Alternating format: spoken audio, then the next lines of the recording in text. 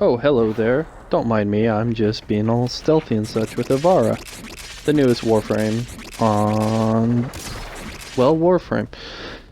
Ivara is a very interesting Warframe. She's set up with a lot of stealth-based toolkits, and right now I'm just showing you what she's got, kind of like a base start to go with.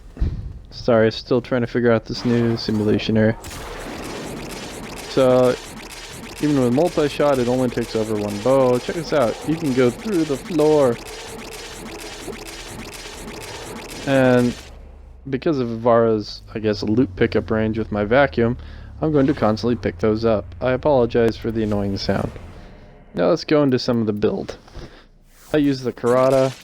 My build has it for status, but a few people may not have volcanic edge or don't find it as easy to get.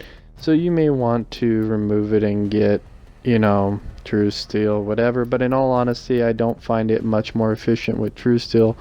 I find it does more with a status buff, like status chance higher. But take it however you will.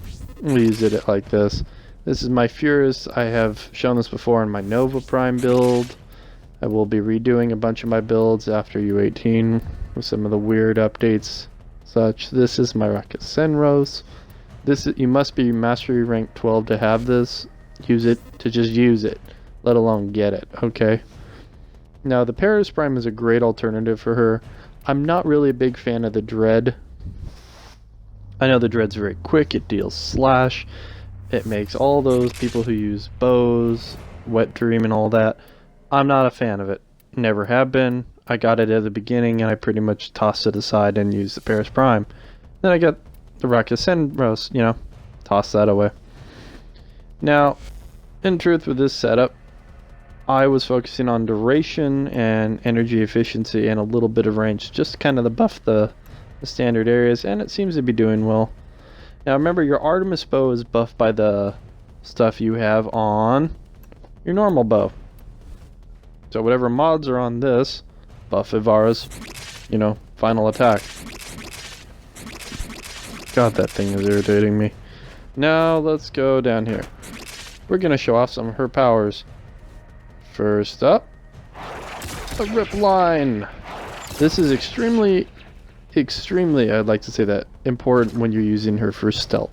Why? Because when on stealth, if you jump, you can jump, you can walk, but if you try to bullet jump, you try to do anything besides that, just walking and standard jump, you will pop out and get attacked. You can shoot, you can melee.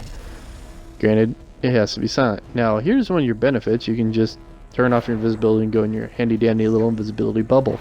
You can shoot this on walls. You can shoot this on Kubros. If mine was here, I would shoot him with it. And they can actually basically make it a runaround portable. You can hit your teammates with it, fellow Tenno, enemies, you name it. Now I shall hide in this. I mean, it lasts long enough for me to have Lino like a quick spot. The second power is you can take control of an object in flight, a projectile weapon. Just like this. I tend to find the cerata is better than the bow arrows. Why? Because it bounces. And why do I like this? If there's a group of enemies, it'll bounce between them really quick and deal crit, status, and it just shreds through them. See? And it doesn't go through walls or anything, it just bounces around. You can easily control it and guide it to just shred through enemies. This is the form I'm talking about. Look, walk around or jump. Bullet jump will turn it off. Running, sliding will also turn it off. See, just walk, slide turns it off. Now you can normal jump and hit X, but look, you can walk really quickly. You can even slide down this thing. So I said, if you're doing stealth missions, the rip line and the stealth bubbles are pretty much your two favorites. I haven't found really much need to use any of the others. Now, as for her ultimate, the longer you charge it, it changes the direction of how the arrows fire out. If you see, it'll go flat. Like if you just spam it really quick, that's what I tend to do. Or slightly tilted to turn to deal with as many enemies in a quick hit. Now, let's go into some details on damage. Now we're off to simulate some combat with her. whether that's a good thing or not. Remember, she is a squishy frame, so in all truth, you're going to be hiding and want to be a stealthy little person. Stealthy little tree frog that she is. Yes, mine is a blue dart frog design is what I was going for. I hope that actually came out that way. Now let's test it out. Now look, see what I tend to do is I tend to shoot the cloak one onto a group of enemies. I just run near and melee them to death. Because it doesn't cost me energy, it's just quick, effective killing. Though the benefit of using your third skill while invisible loots enemies. See, I attached it to that enemy. Looting enemies is great. I mean, if you want an ultimate farm team, you have an Ivara, 2 Necrosses, and a Hydroid with Pilfering Swarm. I mean, I got Snapdragon on day 1, okay? And by Snapdragon, I mean the defiled Snapdragon stance. Now in this form, let's switch to the superpowered bow. You notice my draw speed's a little slower. That's because I put that critically whatever mod on my bow. It actually shoots a lot faster, but I tend to like it this way because I can easily, quickly control it while in stealth mode. And you see how you saw those weird little blue webs? That was her starting to steal people. You have to wait there for a minute something, or a second or something, and it takes it. Look at the range I can just steal from people though. It's pretty nice. I can hide behind a wall and steal from people. And I can just quickly spam this. Now remember, your Artemis bow does not charge you per shot, or it charges you per shot, not per second. So it's per shot. FYI. That's why I just tend to use the rocket cenros. Now, guiding the arrows, as I said, I'll just usually change into a direction and let it fire back into the enemies. I'll even make myself appear for a sec. Deactivate it, and lure the enemies in. Using the arrow to do it is just a waste of energy. Just see what I mean? Oh, it's so much fun. Boom, boom, boom. I mean, just slash and critical and slash and critical and slash and critical with status.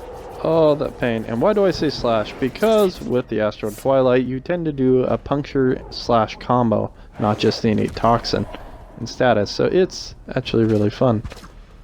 Now let's try to annoy these enemies. They actually went away from that. That was interesting. Rocket cenros, just shred through them. Boom, boom, boom. Ivara is a very fun frame. She tends to make you want to be stealthy. Now let's do some melee here. Ha ha ha.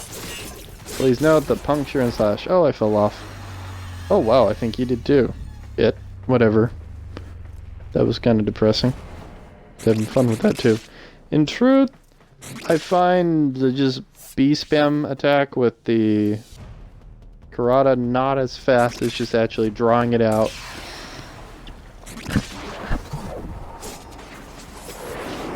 And I mean, I can just throw it out here. Slash.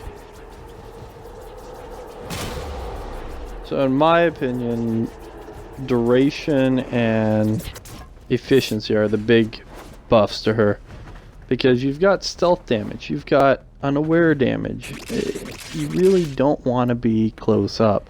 I built mine to take some damage close up, but in truth, you don't want to be doing that. Now let's try this. Block, block, block, slash, slash.